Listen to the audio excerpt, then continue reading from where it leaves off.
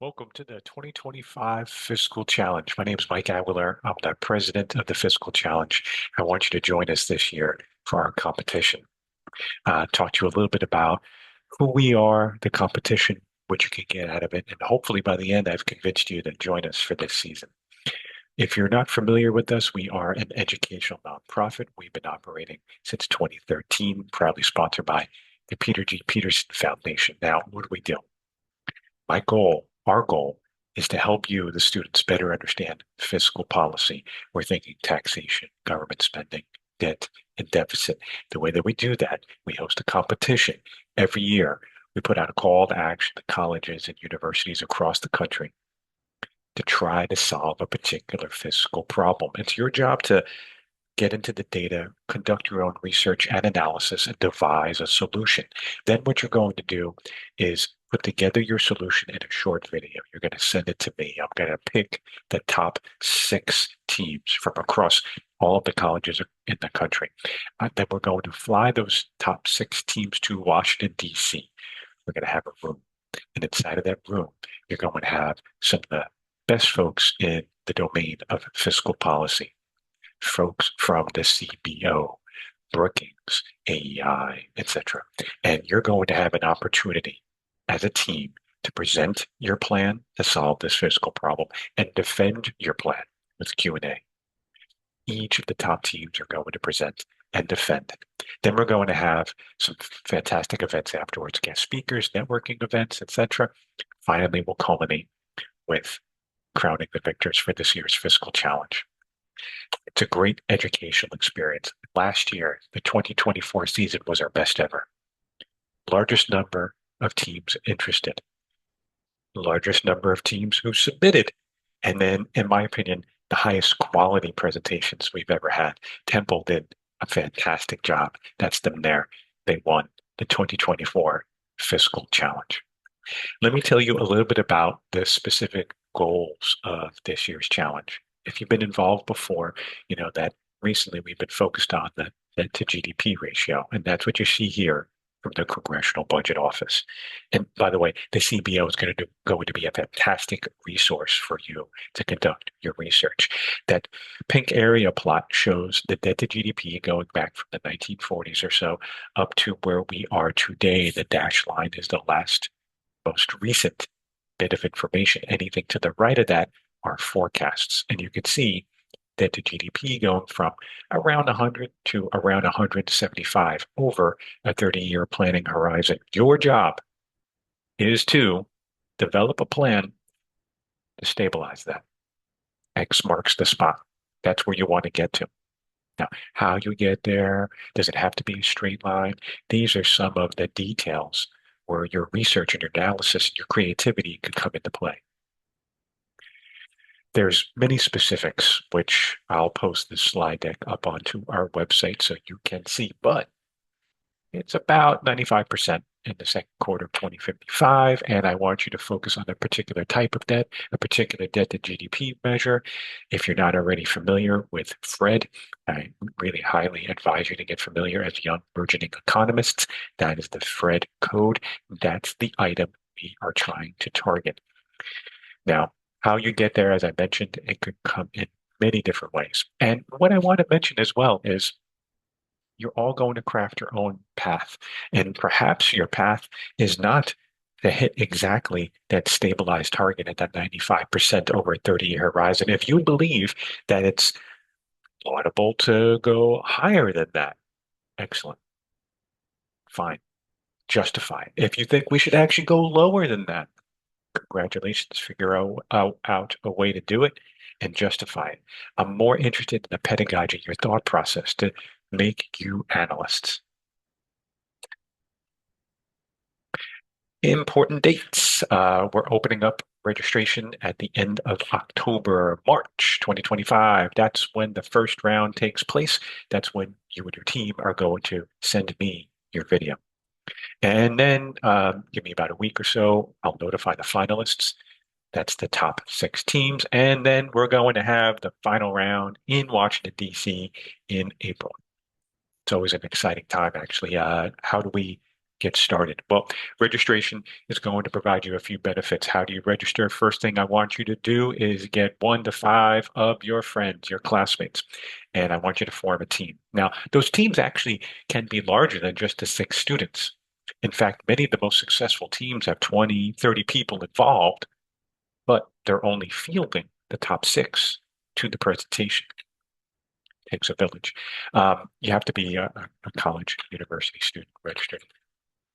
Only one official team per college or university, but let's say at your school, there's already an official team and you have a couple of high school friends at a different college or university that you want to team up with. A-okay by us. And if you're having trouble finding someone to team up with, let us know. Reach out. We can try to help. Um, don't worry about making a commitment to whom among the 20 or 30 of you are actually going to present right now. Just register. There's lots of benefits for registration. You can always change exactly who will be the speakers later on. Once you register, you're going to get a unique team number for anonymity. I don't want to know what school you're from, your specific names. There'll be a team number. Our program manager handles that, and then we can meet if you want to help out. I can give you some tips about how to get started, tips on how to begin your research process, tips on how to organize yourself. But beyond that, we have lots of resources available to the registered teams. Uh, I get the question a lot, do I need to have a faculty advisor? Not required. I do recommend it. And who should I pick as an advisor? You don't need to find the faculty member in your department that is the fiscal policy expert. Tremendous if you can, but you want to find someone who's dedicated, who's willing to help you to organize and point you in the right direction. For the faculty advisors out there, my one tip is to be a guide, not a Sherpa, meaning I don't want us as faculty to steal from our students the learning experience here. Sometimes we can act like Sherpas and carry the load for them and do the work for them. No, we're stealing from them. Just point them in the right direction. Be a guide. A little bit more details on what you're going to be doing. First round, that's the video presentation, no more than 20 minutes in length. Again, for anonymity, I want you to have some slides, have some audio, but turn your cameras off and make sure that there's no logos, color schemes, etc. I don't want to know yet who you are. I don't want to know yet where you're from. And then you're going to take that video, put it up onto YouTube, and send us the link. Afterwards, we're going to put them out for everybody to watch, but that's only after the final round. Now, that final round occurs in April, exact date to be determined. That's in DC. That is going to be the top teams, the final 4. Most years, actually, we have 6 coming with us to DC, judged by a panel of experts. We have 15 minutes of presentation, followed by 15 minutes of Q&A. We'll know soon who are those experts, but usually it's from PGPF, Concord, BPC, CBO, some of the best folks in DC to judge and evaluate your fiscal plans. So why should you do this? Lots of reasons. Learning experience. It's like a 400 level class, like a junior level econ class. You get to meet folks in the think tank community. You get to meet folks in the policy community. You get to meet other students who are interested in these domains. It is one of the best team building exercises, these experiential competitive environments, and it's a unique resume builder. There's so many skills that go into this, tracking the economy, uh, analyzing what's going on with Fred and the data there, project management, media, debate skills, the list goes on and on. Couple of tips, and feel free to meet with any of the teams to elaborate on these tips to craft your proposal. 4 to 6 students, minimum of 2 officially, but I think the sheer size of this task requires at least 4 people. And if you can have some diversity in there, different backgrounds, different majors, different even schools within the university, tends to be helpful. Set schedule. Don't focus on Q&A until I tell you that you're in the finals. You have about a month between when I tell you to when you have to defend your plan. Plenty of time to practice Q&A. This is pedagogical, so do your homework, do your research. CBO is a fantastic place to start. Focus on the debt, focus on GDP. I don't want only your opinion.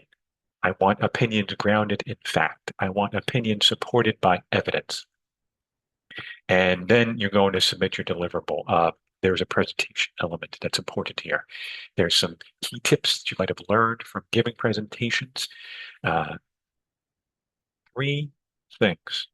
Humans have trouble remembering more than three things at a time. So if you can boil your presentation down to three key takeaways, that's usually my biggest piece of advice. Last year was a fantastic year, as I mentioned. It was a tremendous number of students interested, largest number of teams that have submitted, and some of the highest quality. The themes from last year were one, lots of focus on the supply side, I noticed, building out infrastructure plans. Two, political feasibility. Not politics per se, but given the political environment, what's the likelihood that our plans would be able to be implemented? Uh, Given the contentious nature and this being an election year, that's probably relevant as well. And then I noticed many of the presentations were using nice analogies, from a plane landing, etc. And that really went towards elements of the judging rubric, which you see here. On the left-hand column, there's four rows. Each row represents another aspect of how myself and the other judges are evaluating you, understanding the fiscal situation, depth and breadth of analysis, creativity, presentation, and teamwork. The columns to the right are all indications of the scores on a rubric from 1 to 5. And that's the way your first round as well as your final round will be evaluated. All right. So I want you to join us. Even if you're not ready to form a team, go ahead and sign up for our listserv. Come visit us on LinkedIn. Check out the YouTube channel. You'll get lots of information regarding fiscal policy, and hopefully you'll join us for this year's competition. Thanks so much.